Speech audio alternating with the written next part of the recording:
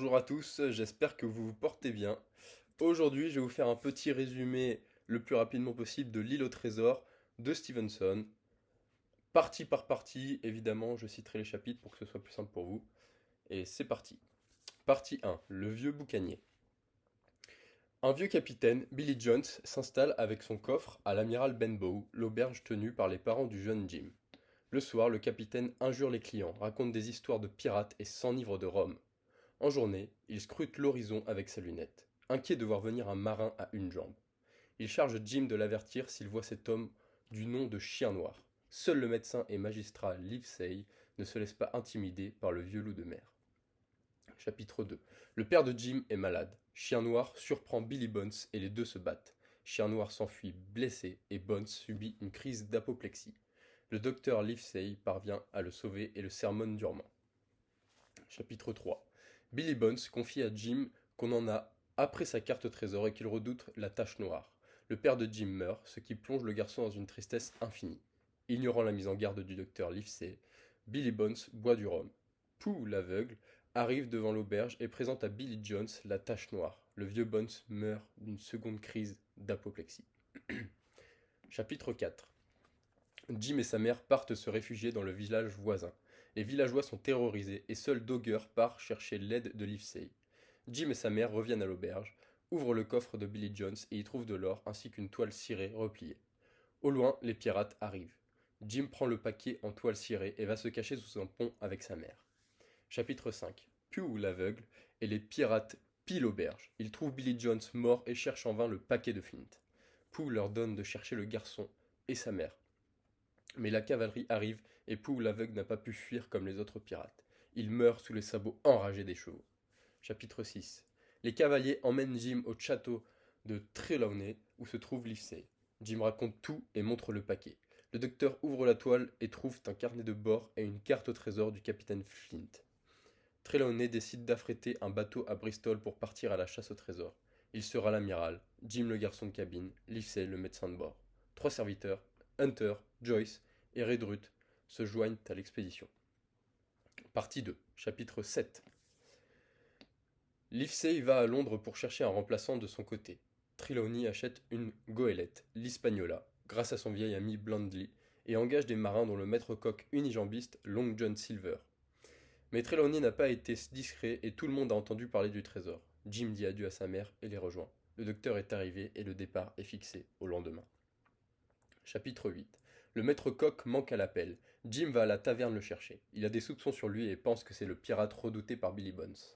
Le jeune aperçoit alors Chien Noir qui s'enfuit. On envoie 2 hommes à sa poursuite, en vain. Jim et le maître-coq embarquent.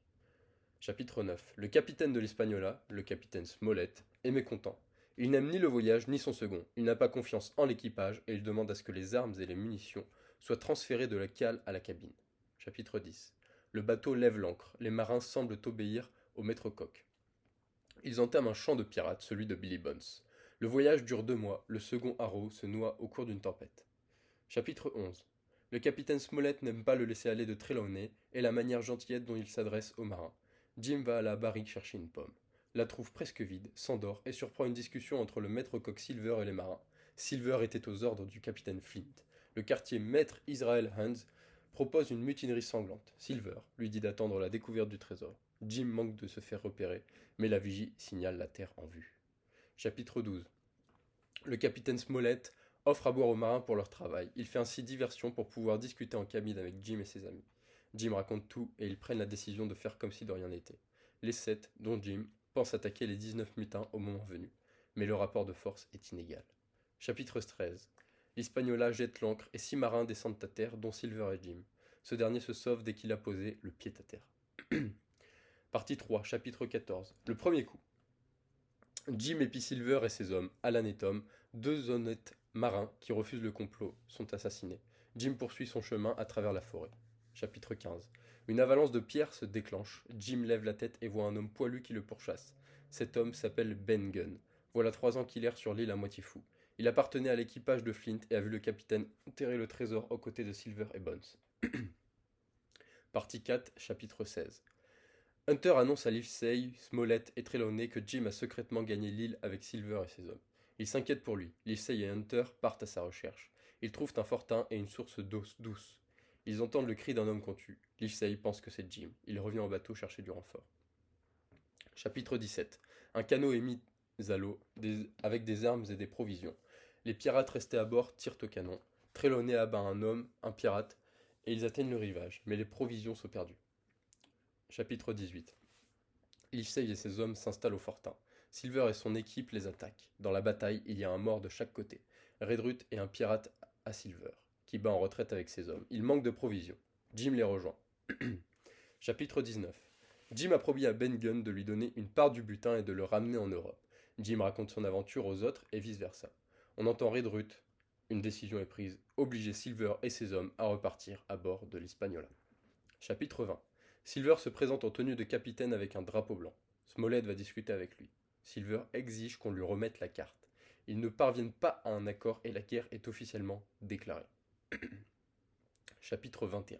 Smollett et son équipe préparent leur défense. Silver et ses hommes attaquent. Smollett est blessé, Hunter et Joyce meurent. 5 mutins sont tués et Silver ordonne le repli. Partie 5. Chapitre 22. Livesey soigne les blessés pendant la trêve, puis va voir Ben Gunn. Jim part sans rien dire à personne. Il va chercher l'embarcation que Ben Gunn a cachée. Le jeune garçon, épris d'aventure, décide de couper les cordages de l'Hispaniola. Chapitre 23. Jim a du mal à manœuvrer le canot de Ben à cause des vagues. Il parvient à couper les amarres de la goélette. À bord, Israel Hands se bat avec un autre pirate. Épuisé, Jim s'endort à bord du canot. Chapitre 24. Jim se réveille et constate que la marée a, par chance, repoussé le canot au sud-ouest de l'île, jusqu'au cap des Bois. Il voit l'Hispaniola partir à la dérive et se demande si les mutins n'ont pas déserté. Il décide d'approcher le navire. Chapitre 25. À bord, 2 mutins, dont l'un est mort. Seul Israel Hens est vivant, mais il est ivre-mort. Jim prend le contrôle du navire. Chapitre 26. Jim rejoint la côte et Israël, qui feignait d'être blessé et inoffensif, tente de poignarder le garçon. Jim esquive et tire. Hens meurt. Chapitre 27. Jim rejoint le fortin de nuit. Tout le monde dort. Soudain, on entend « Pièce de 8 Pièce de 8 !» C'est le perroquet de Flint. Le fortin est aux mains de Silver. Partie 6. Chapitre 28. Jim est fait prisonnier. Silver lui propose de se joindre à lui et explique qu'il a conclu un marché avec Livesey. Livesey abandonne le fortin et Silver les laisse partir. Jim revient sur le soir où il surprit Silver comploté, puis il avoue avoir caché l'Hispaniola. Les pirates veulent tuer Jim. Ce dernier conclut un marché avec Silver. L'unijambiste l'aide à échapper aux pirates et Jim plaidera en faveur une fois rentré en Angleterre, lui évitant ainsi la potence. Chapitre 29.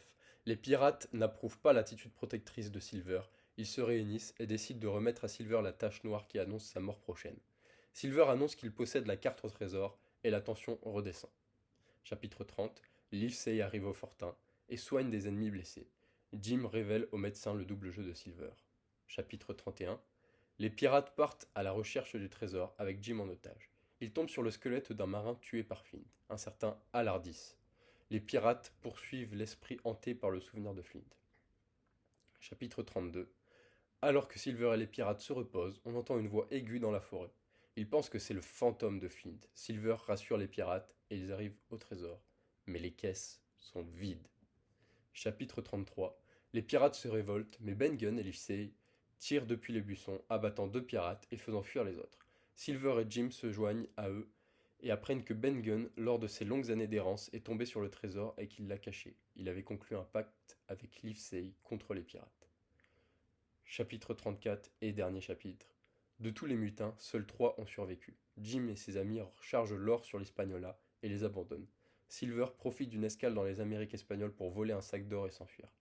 À Bristol, le reste du butin est partagé entre tous les amis et chacun reprend le cours normal de son existence. Voilà, je vous remercie de votre écoute. Le résumé est terminé. Il provient du site education.toutcomment.com. Je mettrai le lien dans la description. Merci, n'hésitez pas à laisser un petit j'aime et un petit commentaire. Et à très bientôt. Bon courage à vous.